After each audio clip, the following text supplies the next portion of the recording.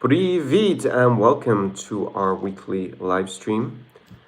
My name is Connor Klein and I'm an expert in international relations. I've been living in Ukraine for many years. Speak both Russian and Ukrainian, so I'm here to give you a more nuanced and informed perspective on the happenings of the Russo-Ukrainian war. I'm not currently in Ukraine, I am in the Baltics, so we'll touch on that a little bit in this live stream. If you're watching this live, you can interact by writing a comment or asking a question in the comment section down below. If you're watching this in replay, then let me know what you think. So in the last week, we've obviously had the unprecedented tariffs announced by Donald Trump. Ukraine was tariffed at 10%, notable carve out. A country that was not tariffed was Russia. I think it was one of three. I think the other two were North Korea and Cuba. So it was very curious. And it's another data point showing the mood of the current Trump administration, which is particularly favorable to Russia in their attempts, they say, to find a peaceful solution to the Russo-Ukrainian war. In reply, Russia attacked Kryvyi Rih, which is the hometown of Ukrainian President Volodymyr Zelensky. There, I just read that the death toll from that attack has risen to 19 people, civilians, and 9 of them children. So another atrocious massacre of civilians by Russia, another presumably at least a priori, prima facie war crime. And that is Russia's response. They've actually increased their rocket attacks on Ukraine since Donald Trump and his administration have begun with all these overtures towards Russia. They have basically conceded on everything that Russia has. Well, Russia demands stuff, the US capitulates, and then Russia asks for more, because why wouldn't they if they're getting their way? It only makes logical sense. And there is no ceasefire in inverted commas of any sort. They are maybe changing up what targets they fire their missiles at both sides, but basically there is, as I said, both on my lifestyle channel, it must be about 2 months ago, I put the chances of any sort of cessation of hostilities at temporary one at about 40% for 2025. In total, I expect it to be more likely towards the end of the year, where Russia may run out of manpower, money, and material. Although if the US, for example, were to lift sanctions, which has been mooted as a possibility, that would allow the Russian war machine to continue for longer.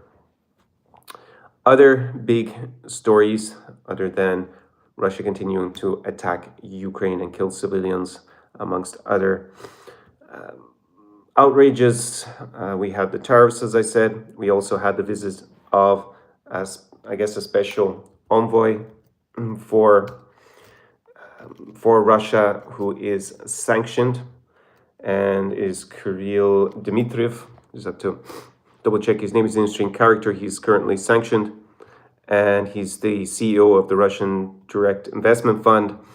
And it seems a little bit of a change in the personnel on the Russian side in terms of negotiations with the US, that he has been sent. He has studied and lived in the US previously, and it seems there is a little bit of a clash between him and Sergei Lavrov. So interesting to see that. And another data point, another example of the US making exceptions for Russia. He is sanctioned and he was allowed to visit the US this past week and discuss potential investment by American companies in Russia. Again, another sign that the US is considering lifting sanctions more permanently, perhaps. And this is all obviously not in the interest of Ukraine in this war of survival against Russian aggression. So all pretty worrying signs. We have the US launching unprecedented tariffs against everybody except Russia, it seems, and including its allies, creating all this havoc within the transatlantic alliance, again, undermining the credibility that the US will come to its allies if they are attacked by Russia, their NATO allies.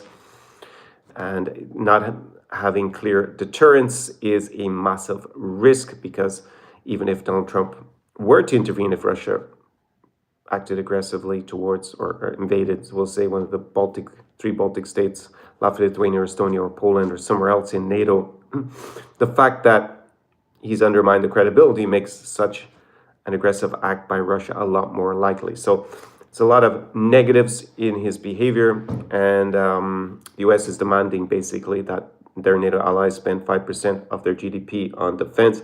That is a massive number and not realistic. The US itself doesn't spend anything like that and doesn't seem to actually be gearing up to increase its own spending to that. So again, another signal that by demanding these huge unrealistic spending hikes, that the US is not so committed. It looks like a bit of an excuse to maybe in the potential, at least have the option to say, well, they didn't spend 5% on defense. If you remember back to the campaign, Donald Trump said if they weren't spending, he tries to say it's like a debt. I mean, this is a guideline for spending anyways. Currently it's at 2%, it's a guideline. And most countries in NATO either spend that or they're getting closer to it. But by increasing it to 5, then he will have the excuse as he used in the campaign of saying, well, they don't spend what they're supposed to on defense. They're delinquent, that was the word used, which is obviously not appropriate for this situation. And that would be an excuse for the US to not defend. Again, even if Donald Trump at the end of the day were to honor the Article 5 commitment of NATO, the fact that he behaves like that undermines the credibility of the deterrence, and that is a massive, massive issue, because you don't want to be in a situation where the US has to intervene militarily to protect one of its NATO allies against Russia. You want to make sure that deterrence works. So that is where we're at. I expect this charade with the negotiations to continue on for another few weeks. Marco Rubio said that they will find out soon whether Russia is serious about peace. Well, all the indicators are that Russia and its leadership believe that they will win the Russo-Ukrainian war, so they have absolutely no intention, any long-term peace, and it doesn't even look like they have any real intention of having even a temporary cessation of hostilities. Maybe around May 9th for the parade, so they don't have to worry about Ukrainian drones striking their colorful parade on Red Square, maybe. That might be something that I could foresee they would agree to temporarily, just because it's in their short-term interest, and then they can go back to lobbing rockets at Ukraine and attacking all along the front again. So we might see some sort of, maybe a cessation of drone warfare or rocket warfare during that, but I don't see any signal that at the moment Russia would agree to such a ceasefire. There's no signal unless they were to basically be given Ukraine and allowed to win the war. That's their objective. That means taking political control of Ukraine. That doesn't necessarily mean occupying everything and annexing it. Of course, if they could do that, they would, but their main strategic objective is political control of Kyiv. They mask that, I guess, in some semantics with their claim that they want to denazify, in inverted commas, Ukraine. It means regime change. That is what it is. Their propagandistic way of saying. So they not a very optimistic week from that point of view. Things will continue along. No doubt Russia will continue to attack, commit atrocities, commit war crimes against Ukraine. We're over 3 years into this phase of the Russo-Ukrainian war. The war began in 2014 with the illegal invasion and annexation of Crimea by Russia and their aggression in the Donbas region of eastern Ukraine. So I'll leave it at that, just a short update. I will be making more content for this geopolitical channel this week, and also I will discuss maybe in next week's live stream a bit about the geopolitical risk here in the Baltics. I will be here in the Baltics for a little bit longer, so write me your comments and your questions down below under this live stream, and I will get back to you. Do побачення.